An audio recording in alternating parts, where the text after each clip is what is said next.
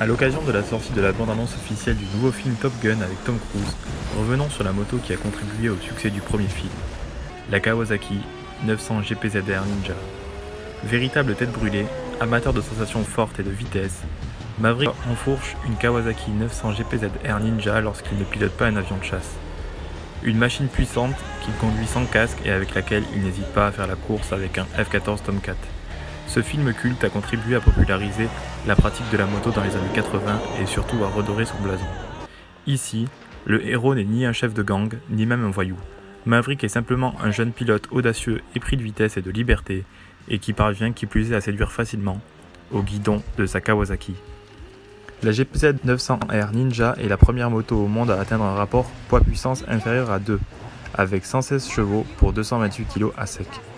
C'est une moto dont les performances pour l'époque étaient inégalées, le poids d'une 750 et la puissance d'une 1100 lors de sa sortie en 1984. La vitesse maximum était de l'ordre de 250 km/h. Les avancées technologiques incluent une fourche anti-plongée, AVDS et un moteur à refroidissement liquide de 16 soupapes, ce qui permit d'accroître la puissance. Le cadre en tube d'acier utilise le moteur comme élément porteur pour une meilleure maniabilité et un poids réduit. Grâce notamment à sa partie arrière démontable en aluminium, sa vitesse de pointe lui confère le titre de la meilleure moto de production à l'époque.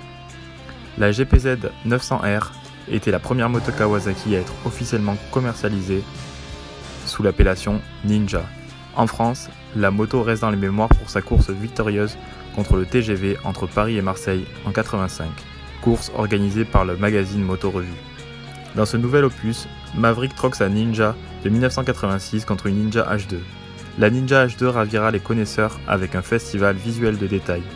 Les nouvelles Ninja H2 et H2 Carbone bénéficient d'un moteur encore optimisé qui passe à 231 chevaux.